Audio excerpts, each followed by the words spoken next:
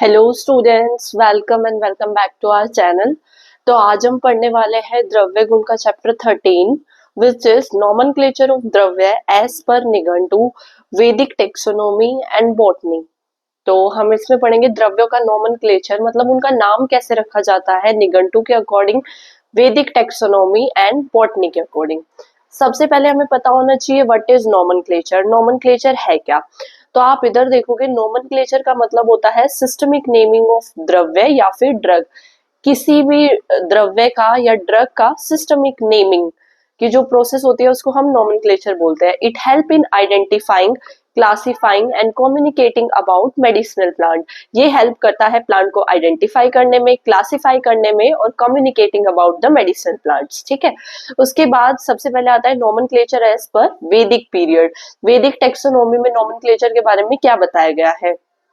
तो हमारे वैदिक एरा में knowledge of plants was mainly empirical and spiritual, मतलब स्पिरिचुअल लेवल पे हमारे प्लांट्स की नॉलेज दी गई है वैदिक पीरियड के दौरान। प्लांट्स को क्लासिफाई किया गया है उनकी यूटिलिटी, मॉर्फोलॉजी और डिवाइन एसोसिएशन के बेसिस पे। सबसे पहले बेसिस में आता है डिवाइन एसोसिएशन, एग्जाम्पल सोम, दुर्वा, तुलसी। मॉर्फोलॉजिकल फीचर देखे तो तृण मतलब जो ग्रास होती है, वृक्ष ट्रीज, पुष्प फ्लावर्स। यूटिलिटी मतलब किस प्लांट का क्या पार्ट यूज हो रहा है, तो औषधि मेडिसिनल, अन्न फूड, विश पॉइजन। ठीक है, तो आप इसको ऐसे टेबल फॉर्म में एग्जाम्पल लिख सकते हो। उसके बाद हमें बताया गया है कि found in Rigveda, Yajurveda, Atharvaveda and other Samhitas. Example दिया गया है soma, a sacred plant use in yajna. यज्ञ में यूज होता है सोम का। Apamarga which is use for medicinal and ritual purposes. अपामार्ग मेडिसिनल प्लांट तो है ही, आपने चरक में भी पढ़ा होगा, चैप्टर हमारा सेकंड अपामार्ग तंडुल्य अध्याय। और रिचुअल पर्पसेस में भी यूज होता है। ये जन्माष्टमी के पास यूज होता है, आपने सुना भी होगा। उसके बाद आता है नोमेनक्लेचर एज पर निघंटु। निघंटु के अकॉर्डिंग क्या क्या नोमेनक्लेचर बताया गया है, किस टाइप से बताया गया है। तो ये हमारी आयुर्वेदिक क्लासिफिकेशन है। इसमें बताया गया है Nighantu Nighantus are the ancient lexicons of medicinal plants and dravyas. They describe, Nighantu में जो डिस्क्राइब किया गया है वो सिनोनियम्स, उनके गुण, कर्म, रस और प्रॉपर्टीज के बेसिस पे डिवाइड किया गया है। उसके बाद हम देखेंगे, जैसे कि बताया गया है नेम ऑफ निघंटु। निघंटु के बारे में धन्वंतरी निघंटु में बताया गया है, भाव प्रकाश निघंटु में बताया गया है, मदन पाल निघंटु में बताया है, कैदेव निघंटु में बताया गया है और रज निघंटु में बताया गया है। सबसे पहले इनके ऑथर और इनका पीरियड, मतलब ये आप अगर इतना मेंशन कर रहे हो वैदिक लिटरेचर में तो आपको ये सब भी मेंशन करना पड़ेगा। धन्वंतरी निघंटु के ऑथर इधर खाली छोड़ दिया गया है, पीरियड भी इनका नहीं बताया गया है क्योंकि ये खुद धन्वंतरी भगवान ने इनकी रचना की थी। उसके बाद भाव प्रकाश निघंटु भाव मिश्र जी ने लिखा था 16th सेंचुरी में। मदन पाल निघंटु मदन पाल जी ने लिखा था 14th सेंचुरी में। कैदेव निघंटु कैदेव जी ने लिखा था 15th सेंचुरी में। राज निघंटु नरहरि ने लिखा था 11th to 12th सेंचुरी में। ठीक है, उसके बाद फीचर्स क्या क्या है निघंटु नोमेनक्लेचर के, तो ये इट इज बेस्ड ऑन गुण, कर्म, रस, रूप एटसेट्रा, जैसे कि आपको पहले बताया था।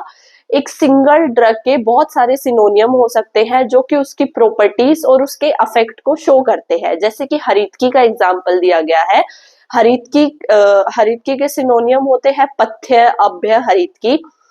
पथ्य का मतलब होता है which is good for health, अभ्य का मतलब होता है remove fear of disease, Haritaki improve complexion. ये इनके मीनिंग है। मतलब हमारा जो आयुर्वेदिक वैदिक टेक्सोनोमी है, जो आयुर्वेदिक नोमेनक्लेचर है, उनमें मेनली सिनोनियम और हमारे रूप, गुण, रस, कर्म, इनके बेसिस पे हमें बताया गया है, नोमेनक्लेचर किया गया है। अब आता है हमारा नोमेनक्लेचर एज पर बॉटनी। ये हमारा मॉडर्न के अकॉर्डिंग है, ये आपने 12th में बायोलॉजी में भी पढ़ा होगा।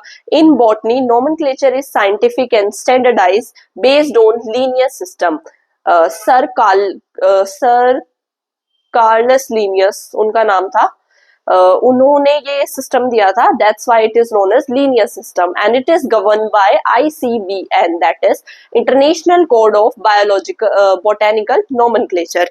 इसके फीचर बताए गए हैं कि सबसे पहले बायोनोमियल सिस्टम होता है, मतलब दो नाम दिए जाते हैं, एक जीनस का होता है, एक स्पीशीज का होता है। जैसे कि एग्जाम्पल दिया गया है हरितकी का टर्मिनेलिया चेबुला, तो हमारा टर्मिनेलिया हमारा जीनस हो गया और हमारी चेबुला स्पीशीज हो गई। यूनिवर्सल लैंग्वेज नेम्स लैटिन में होते हैं, वर्ल्ड वाइड वैलिड होते हैं, that's why universal language is used. इनकी एक यूनिफॉर्म आइडेंटिफिकेशन होती है। जैसे कि आपको यहाँ पे एग्जाम्पल दिए गए हैं, हरीत की सिनोनियम है अब्या, बट इसका बोटेनिकल नेम है टर्मिनेलिया चेबुला। अब मान लो आप रिसर्च पर्पस करने के लिए आप कहीं और जा रहे हो, दूसरी कंट्री जा रहे हो, suppose that you are going to Greece, आप ग्रीस जा रहे हो, हाँ, वहां पे जाके आपने बोला कि मुझे हरितकी पे रिसर्च करनी है, जो भी बोटेनिकल गार्डन में आप जा रहे हो वहां भी आप किसी से कांटेक्ट करते हो तो वो नहीं पहचानेंगे हरितकी क्या है, बट अब आप बोलोगे टर्मिनेलिया चेबुला, तो ये एक यूनिवर्सल नेम है, लैटिन में है, तो इसको सब पहचानेगा, ये वर्ल्ड वाइड यही नाम यूज होगा इसका। अम्लकी को धात्री बोलते हैं, एम्ब्लिका ऑफिसिनेलिस, गुडुची को अमृता बोलते हैं, टीनोस्पोरिया कोर्डिफोलिया।